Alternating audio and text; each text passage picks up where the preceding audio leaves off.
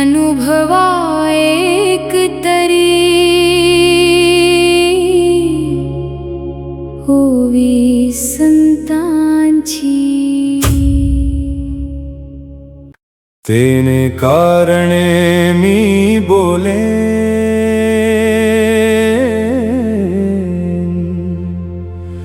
बोली अरूपाचे रूप दावीन।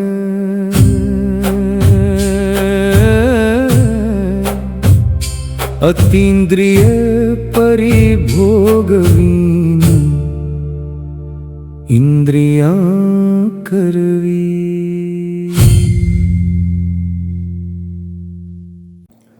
नमस्कार.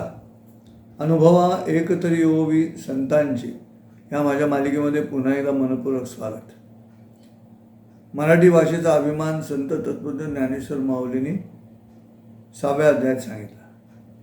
पण त्याचबरोबर माऊलींच्या शब्दांमागची शक्ती काय आहे आणि ती शक्ती काय परिणाम साधणार आहे याविषयी सुद्धा माऊली ज्ञानेश्वरीमध्ये वर्णन करतात. त्यांच्या बोलण्या पाठीमागची शक्ती गुरूंची आहे आणि गुरु आहेत निवृत्तीनाथ. परंतु गहनीनाथ, मच्छंद्रनाथ ही सगळी जी नाथ परंपरा आहे त्या नाथ परंपरेचा आशीर्वाद घेऊन संत तत्त्वज्ञ ज्ञानेश्वर माऊली आपल्याशी संवाद साधतात. आणि म्हणून माऊली असं म्हणतात, जी ओवी आता आपण ऐकलीत. काय म्हणतात? तेणे कारणे मी बोलेन. तो निर्देश कोणाकडे आहे? तो निर्देश त्या थोर परंपरेकडे आहे. तेणे कारणे मी बोलीन, बोली अरूपाचे रूप दावीन. अतींद्रिय परी भोगवीन, इंद्रियान करवी. विचार करा, शब्दांच्या माध्यमातून इतकी मोठी शक्ती समाजामध्ये असते, समाजावरती परिणाम साधते. याचं अतिशय उत्तम आणि तसं पाहायला गेलं तर एकमेव उदाहरण आहे आणि ते आहे ज्ञानेश्वरी. तेणे कारणे मी बोलेन. का तर निवृत्तीनाथांनी सांगितलं की महाराष्ट्रभर संचार केल्यानंतर जेव्हा उपहास पदरात पडला, अवहेलना पदरात पडली, संन्याशाची मुलं म्हणून जेव्हा हिणवलं गेलं, त्या पार्श्वभूमीवरती भगवद्गीतेचं निरूपण 16-17व्या वर्षी असताना समाजासमोर मांडण्याची क्रिया हे निवृत्तीनाथांनी केलेल्या सूचनेचं फलित आहे. आणि त्याचं कारण असं आहे की अवहेलना करणाऱ्यांना त्यांच्या स्तरावरती जाऊन उत्तर देणं हे ज्ञानी माणसाचं लक्षण नव्हे. तर अवहेलना करणाऱ्यांना ते ज्या कारणासाठी गर्व करतायत स्वतःच्या प्रतिमेचा, कारण जो माणूस उपहास करतो, अवहेलना करतो, कमी लेखतो, तो स्वतःला शहाणा समजतो. आणि तो स्वतःला ज्या विषयामध्ये शहाणा समजतो त्या विषयामध्ये त्याच्यापेक्षाही वरच्या दर्जाचं निरूपण जर माऊलींकडनं सादर झालं तर तो जो समाज आहे, संन्याशाची पोरं म्हणून अवहेलना करणारा, तो शहाणा होईल. त्याच्या लक्षात येईल की आपण चुकलो. पण ते चुकलेत कळवण्याचा मार्ग भांडण नव्हे. म्हणून मी गेल्या किंवा त्याच्या आधीच्या एपिसोडमध्ये जे म्हटलं की नदीहून नदीशी भांडता आलं नाही तर तुम्ही समुद्र व्हावं. त्यामुळे ती नदी कुठे जाणार तुमच्याशी भांडणारी? ढगहून ढगाशी भांडता आलं नाही तर आपण आकाश व्हावं, कुठे जाणार तो ढग? तसं ज्ञानेश्वर माऊलींनी निवृत्तीनाथांच्या सूचनेवरून भगवद्गीतेवरती निरूपण केलं आणि त्या निरूपणाच्या माध्यमातून समाजाला शहाणं केलंच, पण त्याचबरोबर अवहेलना करणाऱ्या त्या व्यक्तींनाही शहाणं केलं, त्यांना पश्चात्ताप वाटेल अशी परिस्थिती निर्माण केली. जगाला जिंकण्याचा हा मार्ग आहे शोध. मुठीला मूठ जर जमत नसेल ना तर एका हाताने बोटं पूर्ण उघडायची आणि त्या मुठीवरती अशा पद्धतीनं विजय मिळवावा की ज्यातून संघर्ष होणार नाही. आणि ही कल्पनाच या ठिकाणी आहे. म्हणून तेणे कारणे मी बोलेन, बोली अरूपाचे रूप दावेन. काय करीन मी? तर अरूपाचं रूप दाखवण्याची क्रिया. जे दिसत नाही आहे ते डोळ्यांसमोर उभं करणार आहे. जे अज्ञेय आहे, अज्ञात आहे, जे केवळ ऐकलेलं आहे, जे अगोचर आहे, ते शब्दांच्या माध्यमातून तुमच्यासमोर उभं करीन. शब्दचित्र असं उभं करीन की प्रत्यक्ष अनुभूती ऐकणाऱ्याला येईल. कुठून येईल अनुभूती? ती कानांच्या माध्यमातून येईल. म्हणजे कानांच्या माध्यमातून जेव्हा अनुभूती येईल ही कल्पना आहे ती 6व्या अध्यायामधल्या मराठी भाषेचा अभिमान सांगत असताना माऊलींनी सांगितलेलीच आहे की बोले इंद्रिया लागे कळंबा एकमेका, हा जो संपूर्ण परिच्छेद आहे माऊलींचा, त्यात त्यांनी मानवी देहातली इंद्रिय एकमेकांची भांडतील अशी कल्पना केलेली आहे. डोळ्यासमोर रुपयाची खाण आहे की काय असं वाटेल माझे शब्द म्हणजे. कानांच्या ठाई जिव्हा येतील असं त्यांनी म्हटलेलं आहे. मन बाहेर धावून येईल मिठी मारण्या शब्दाला, अशी ताकद आहे ती.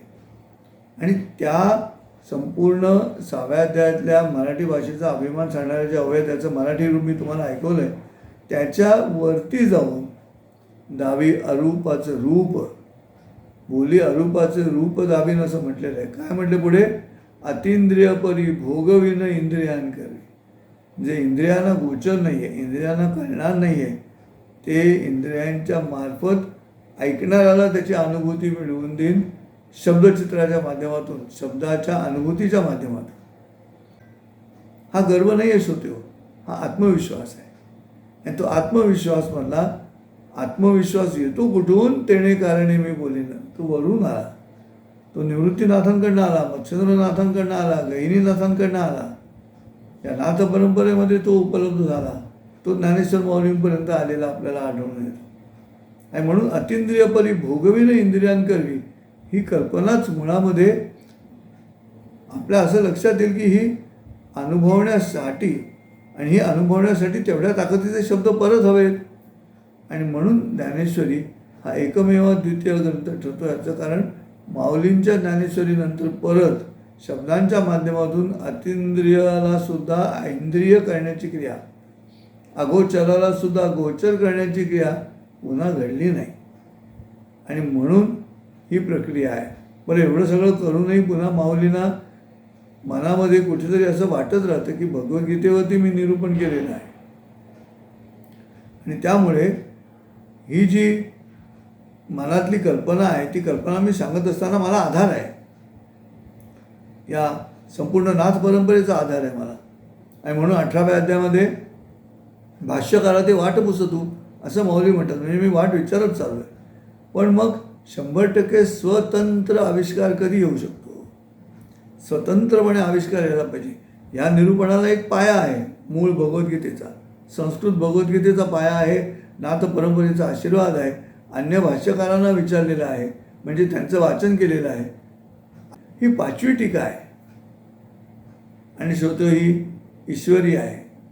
आणि ती ईश्वरी आहे म्हणून त्यावेळच्या ब्राह्मणांनी ज्यांनी अवहेलना केली माऊलींच्या त्या संन्यासाची पोरं असण्याच्या संपूर्ण घटनेची, त्यांनी ही जी 5वी टीका आहे तिचं अवमूल्यन करण्याचाही प्रयत्न केला. आणि तो त्या वाक्यातून येतो, आपण ज्याला म्हणतो 5वीला पुजली.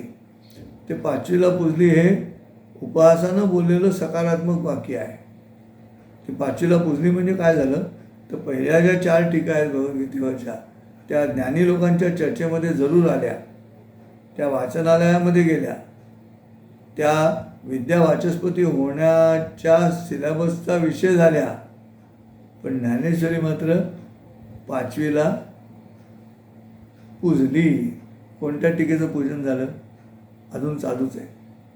1290 चालू आहे. 1290 ते 1990, पुढची 10 म्हणजे 2000 साल झालं. त्याच्यावरची 26 वर्ष आत्ता वारी चालू आहे. तेव्हा तुम्ही जी मला विनंती केली आहे ते रोज चालू ठेवा. त्यात एका श्रोत्याने मागणी केली होती की आषाढी वारीपर्यंत तरी रोज एका ओवीचं निरूपण करा. तुम्ही विचार करतोय माऊलींच्याच ओव्यांचं निरूपण करायचं 25 तारखेपर्यंत, आषाढी एकादशीपर्यंत. तेव्हा आपण पुन्हा भेटू उद्या म्हणजे शुक्रवारी. खरं आपल्या या मालिकेचा तो वार नाही, पण तरी तुमच्या विनंतीला मान देऊन मी शुक्रवारी आपण पुन्हा बोलू. यामध्ये आपण काही वेळेला चांगदेव 65 ओव्या घेऊ, काही वेळेला आपण अमृतानुभवमधल्या ओव्या घेऊ. कारण अमृतानुभव माऊलींनी स्वतंत्र निर्मिती म्हणून रचला असावा असं वाटतं. महर्षी व्यासांना महाभारत सांगून समाधान मिळालं नाही महर्षी व्यासांना, म्हणून त्यांनी भागवताची रचना केली. तसंच हे आहे असं मला वाटतं. असो, आजचा भाग या ठिकाणी मी थांबवतो आणि पुन्हा भेटू आपण उद्या सकाळी. खरं तर पुढच्या सोमवारी असं म्हणायला हवं मी, पण तुमच्या विनंतीला मान द्यावा असं वाटतं. आणि अत्यंत काय म्हणतो त्याला सायकॉलॉजिकल ट्रॅप आहे की वारी चालू आहे तर तुम्ही रोज बोला म्हणून. तर या ओव्यांची वारी आपण करूया आषाढी एकादशीपर्यंत. पुन्हा भेटू आपण उद्या सकाळी, उद्या पहाटे 5 वाजता. काही दिवस तरी शीर्षक बदलेल आपलं आणि रोज एक ओवी संतांची जे मूळ शीर्षक आहे ते शीर्षक पुन्हा उद्या तुम्हाला ऐकायला मिळेल. असो, मनपूर्वक धन्यवाद. पण हे घडेल शुक्रवारपासून ना. उद्याचा गुरुवार जो आहे तो नेहमीच्याच मालिकेतल्या क्रमाने येणार आहे. भेटूया शुक्रवारी. तोपर्यंत रामकृष्ण हरी. अनुभवा एक तरी ओवी संतांची.